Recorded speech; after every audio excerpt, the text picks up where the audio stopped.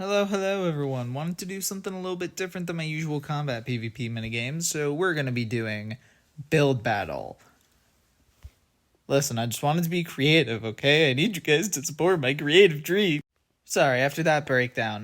We're going to be talking about some very fun stories of mine from when I was in boarding school. Because funnily enough, boarding school is kind of fucking nuts. Now, I'll be honest, I've told some stories about the place quite a few times, so I don't entirely remember which stories I have told and which I don't. So I'm just going to tell the ones that amuse me the most to tell other people, and we're just going to see where we go from there. So, the one that I first think of when I think of stories that remind me of my boarding school was first night we were there. It was about close to lights out, because, obviously lights out needs to be a thing in a boarding school. And, suddenly the fire alarm goes off. Yeah, I know. Fire alarms are always going off around me. I get it. But this one had a little bit of a special reasoning as to why it went off. You see, my school doesn't have just general alarms for things. So if something happens, typically it's just the fire alarm that goes off anyways. And, in this specific instance, what qualified the fire alarm going off is someone brought a pressure cooker to the school, something they're definitely not allowed to have, might I add. They brought a pressure cooker to school, proceeded to forget about the food they were cooking in the pressure cooker, and then it exploded. No, that is not an exaggeration. Someone brought a pressure cooker to school on the first night of school that they had it and were cooking food.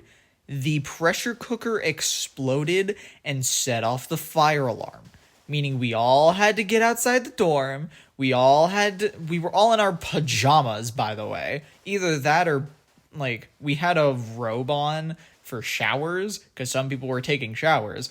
So people were either in robes or pajamas outside in the mud with, some slip-on shoe or something or other. All because a dude brought a pressure cooker to school and it fucking exploded in their room. During this time, might I add, one of the students that was there, they were just left in the building. They were taking a shower, but they happened to be the only one on the floor, or on their floor, taking a shower at the time. So no one got them or told them that the fire alarm was going off. So we all were just like, where is this one dude? But we couldn't find him outside. And it wasn't until a solid 10 minutes later that we actually checked inside the building when the fire alarm stopped going off. And he was just in the shower. We have no idea how that managed to slip by every single adult that was checking the dorms. Because, obviously the adults were checking the dorms. All of them managed to miss that this dude was just in the shower while we were outside and the fire alarm was blaring. We don't even know how he didn't hear the fire alarm. But apparently bro just didn't. And now, if that was an actual fire, bro probably would have died. So, real life playing some games with the fire alarm right there. And fun fact, because our school does not receive state funding, it's all funded by, parents and all that jazz, we don't have to follow specific curriculums for certain classes. There was one class that we had. It was a creative writing class, right? There wasn't any set curriculum that the school had for this class, but it was, a fun elective that everyone wanted to take. And the teacher who taught it, absolutely incredible, we love her.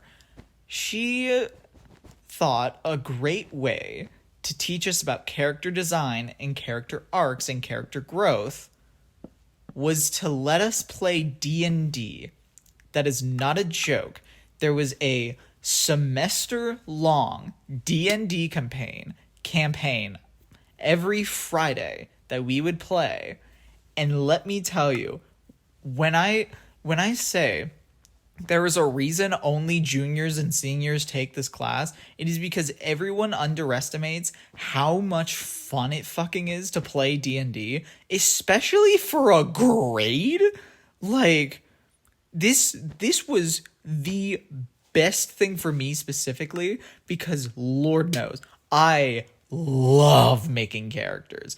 And you guys should know by now that I love making characters because I have an analog horror series that I'm working on that I posted a video on. I love making characters. I love thinking of character arcs. I love all of that stuff. So when I heard that this was a thing that this teacher does, I immediately jumped at the opportunity and I thought, what's a combination of D&D traits that just no one's heard of? And I thought, I love Dragonborn, so we're going to do a Dragonborn, right? What's a class you never see with a Dragonborn? Rogue. That's right. I did a Dragonborn Rogue because, they're big and bulky dudes. Never would have thought that their dexterity would be high. Nope. But I made my character dexterous as shit. His name was Augier. He was blessed by a god, specifically God of Thieves, because of course he was. And, wasn't quite easy to get an A in that class. It was actually quite difficult. Not many people could get an A in that class. But because I'm basically an author at this point, I just haven't published anything. Because I'm an author practically, I got an A in the class because I knew what I was doing. I was really great with characters. I always was going over ideas with the teacher themselves to get their idea of how I could improve what I'm doing and my writing and all that. And she could see that I visibly improved in writing during the course of the class. And everyone, had absolutely no idea how I got an A. I think I am one of two people who got an A in that class. And I got the highest grade that she ever gave out in that class. It was the only A+ that was ever handed out. And the only other person who got an A in that class was an international student who went to our school, who she was grading a lot more nicely because he didn't really know grammar rules as intricately as we did for English. And not to say he couldn't write English. Like, dude could write English. He wasn't too bad. He had great ideas for characters, etc., etc. The only problem was, he had a lot of trouble with writing with grammar rules in English, which I can't exactly blame him because, English kind of sucks. Like, come on, we all know English sucks, right? This is not an exclusive thing to our language, obviously. But we can all admit, English sucks. And he's not from America. He was from Vietnam. And they don't exactly speak, to my knowledge, they don't exactly have English taught there as like a secondary language. So honestly, kudos to him because he spoke it really well and he was the only other person to get an A in that class. But I'll forever have the best grade in that class too because of the fact that she stopped teaching there after we graduated. So I got the highest score in that class that anyone ever got, and then she fucking dipped. So I will forever hold the highest grade in that class. I'll forever have that title, and no one will ever be able to strip that from me. I made the best D&D character, hands down, with a Dragonborn rogue who, get this, had a cat ear cloak. That is right. They had a cloak with a hoodie that had cat ears. No, it was awesome. It was awesome. Don't you dare insult it. I know one of you are typing in the comments like, oh, the cat ear cloak, that sounds stupid. No, it was awesome. And it gave +1 to all my dexterity because my teacher, for whatever reason, allowed me to have that as a rogue, even though my dexterity was literally my best character roll. Like, on all of my stat rolls, my dexterity was the best, so I gave myself the dexterity buff. I don't know how the fuck she allowed that, but she did, so I'll fucking take it. Anyways, I think it's gonna be where I end the video here. Appreciate you guys for watching, and I hope to see you guys next time.